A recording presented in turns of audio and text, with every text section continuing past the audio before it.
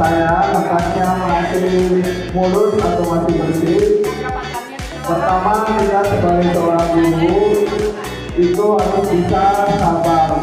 Dalam artian apapun yang terjadi dalam kelas, kalau saya pribadi prinsipnya harus sabar dan jangan kelas itu kita sebagai tugas yang mengendalinya. Senyum, sabar, senyum. Terima kasih, Pak Guru.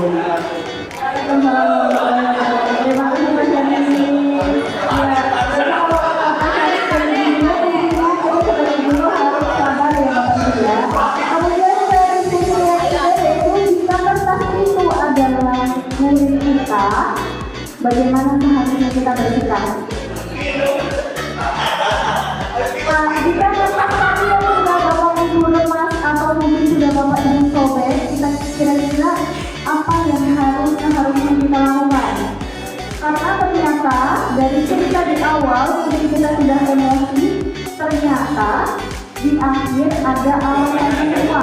Gitu ya Bapak Ibu ya, dan kita harus mencari tahu dulu di balik kejadian tersebut atau yang melatar belakang kejadian tersebut itu apa. Karena setelah itu terjadi ternyata dibaliknya karena si anjing ini suka menjaga ayahnya yang sedang ada di rumah sakit sampai kurang tertidur, makanya dia masuk di kelas. Begitu ya Bapak ya. Baik, kita lanjut. Ada video boleh dilihat dan kita simak bersama-sama videonya.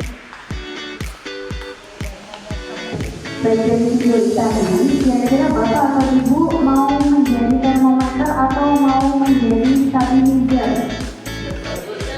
Stabilizer. Alasannya kenapa beliau kenapa menjadi stabilizer?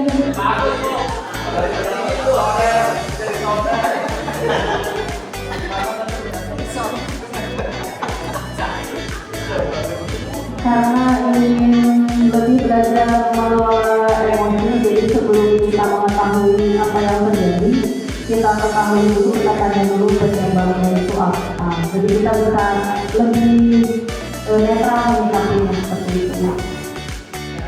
Baik, terima kasih Bu. Jadi ketika kita merespon sesuatu, kita kasih jeda terlebih dahulu ya Bapak Ibu. Jangan langsung merespon, tapi kita kasih jeda terlebih dahulu untuk kita berpikir kira-kira apa sih sebenarnya yang terjadi kok sampai seperti ini, gitu ya Bapak Ibu ya.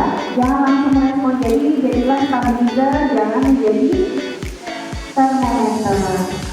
Kita lanjut ke pembelajaran sosial emosional. Untuk pembelajaran sosial emosional di sini ada 1, 2, 3, 4, 5, ada 5 ya Bapak Ibu ya. Ada self management, ada responsible decision making, ada relationship skills, social awareness, dan juga ada self awareness. Nanti kita bahas satu persatu. Untuk yang pertama adalah self awareness atau menyadari diri. Untuk di sini itu adalah kemampuan untuk memahami emosi, pikiran, dan nilai-nilai yang mempengaruhi perilaku dalam berbagai situasi. Contohnya seperti saya bisa mengenali emosi saya seperti senang, sedih, takut, malu, dan khawatir. Seperti tadi yang saya bacakan ceritanya kepada Bapak Ibu ya. Bapak Ibu sadar dan mengenali saya sedang merasakan apa ini, bahagia, sedih, takut, atau sedih. Kemudian yang kedua adalah self management atau mengelola diri. Untuk self management ini ada kemampuan untuk mengatur emosi, pemikiran, dan perilaku secara efektif pada situasi yang berbeda. Contoh halnya adalah saya tahu caranya untuk menenangkan diri saya saat marah, takut, dan khawatir. Mungkin Bapak Ibu merasakan atau setiap manusia itu berbeda-beda untuk cara kita itu untuk mengendalikan emosi ya. Ada yang bernafas panjang keluar sampai dihitung 5 kali atau 3 kali gitu ya. Ada yang mungkin harus keluar ruangan dulu untuk menenangkan diri, atau mungkin ada yang harus makan es krim dulu biar menenangkan pikirannya, atau harus sehat dulu mungkin ya Bapak Ibu ya, untuk dulu nanti baru belajar lagi gitu. Selanjutnya yang ketiga ada responsible decision making, yaitu mengambil keputusan bertanggung jawab. Nah, di sini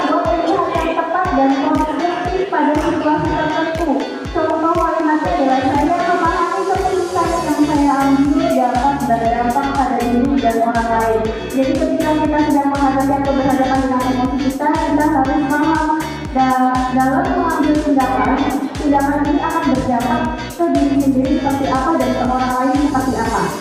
Nah, yang keempat ada relationship skill atau tampil berrelasi, yaitu kemampuan memahami perspektif yang berbeda termasuk berempati terhadap kondisi individu dengan latar belakang berbeda.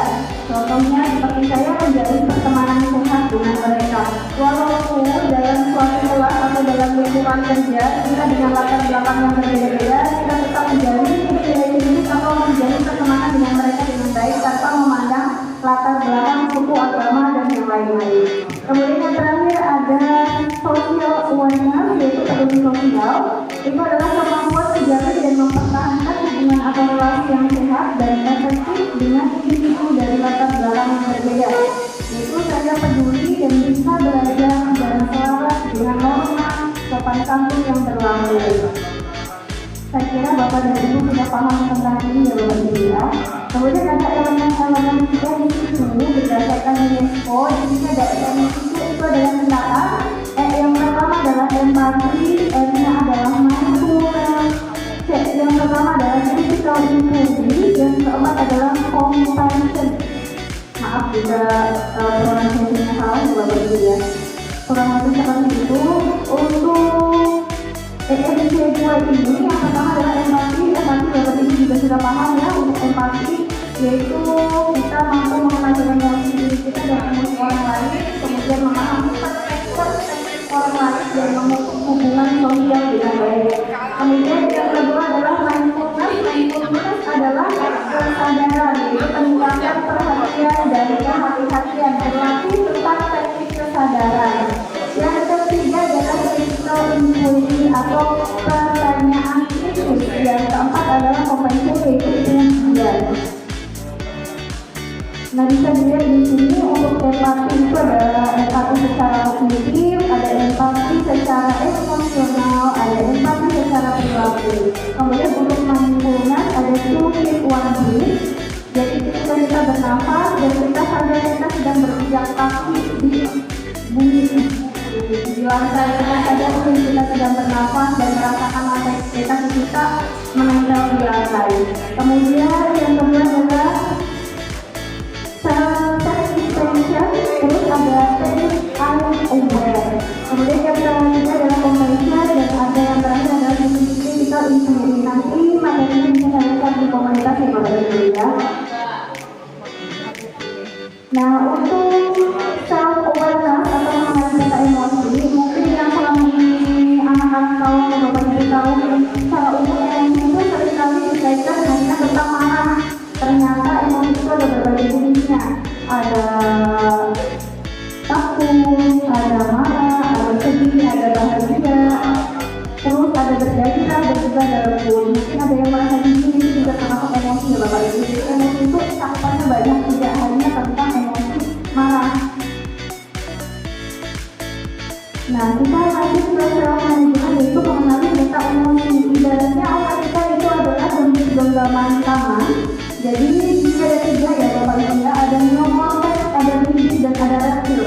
Yang pertama ketika kita sudah mode neokortex, ini adalah mode power. Jadi ketika mode ini kita dikuasai oleh power, kita dikendalikan oleh logika. Jadi di sini logika kita sedang aktif, penuh pertimbangan. Jadi kita di sini berpikir dengan tenang, penuh pertimbangan. Nah, ketika mode power atau neokortex ini diambil oleh mode limbic atau mode buron, ini yang dikuasai oleh perasaan. Jadi ini adalah mode perasaan. Ketika mode power dan mode perasaan diambil oleh reptil atau mode tempur. Jadi biasanya orang ketika sedang mode reptil ini biasanya marah-marah. Apa yang dia ucapkan itu tidak bisa dikontrol. Jadi peta otak kita tadi terbagi jadi 3. Kalau mode ini mode apa Bapak Ibu tadi? Mode power atau neokortex. Ketika mode ini mode apa? Mode limbic atau mode buron.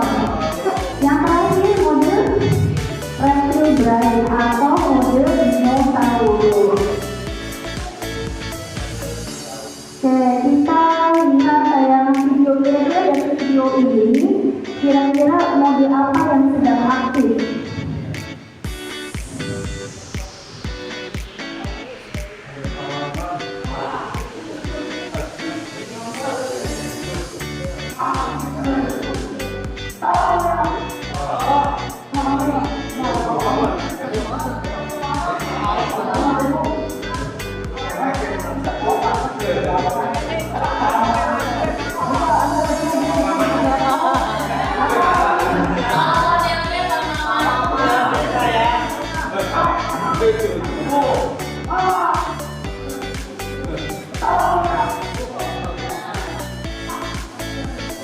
Nah, dari video ini kira-kira seorang guru dan murid ini sedang model apa Bapak Ibu? Model apa? Model dinosaurus dan model dinosaurus. Jadi sama-sama model tempur. Jadi sama-sama marah. Tidak ada yang menjadi model pawang. Pawangnya tidak ada yang aktif, makanya mereka sama-sama marah. Entah itu muridnya marah, gurunya pun ikut marah-marah sampai mukul-mukul meja. Kemudian ada video lagi.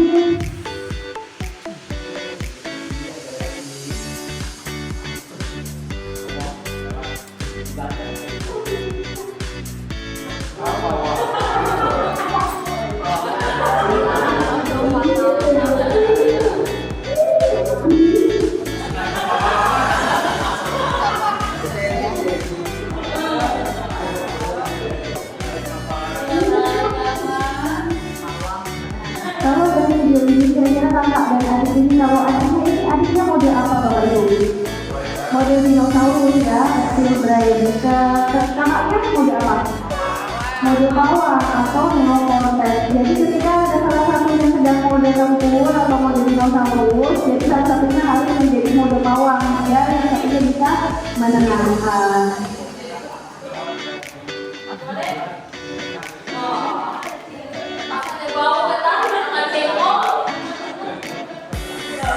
Jadi untuk responsible decision making juga dan memilih tindakan. Jadi ketika Bapak Ibu sedang mengalami emosi, jangan langsung memberikan respon tindakan, tapi kasih juga terlebih dahulu ya Bapak Ibu ya. Mungkin dari setiap orang itu berbeda-beda untuk memberikan bedanya, bisa melakukan apapun atau mungkin ada yang harus bermain game terlebih dahulu, makan es krim terlebih dahulu, atau mungkin harus melakukan aktivitas yang lain baru memberikan respon. Karena ketika sedang model itu kan semuanya dikuasai oleh model tempur ya, jadi logikanya tidak berjalan.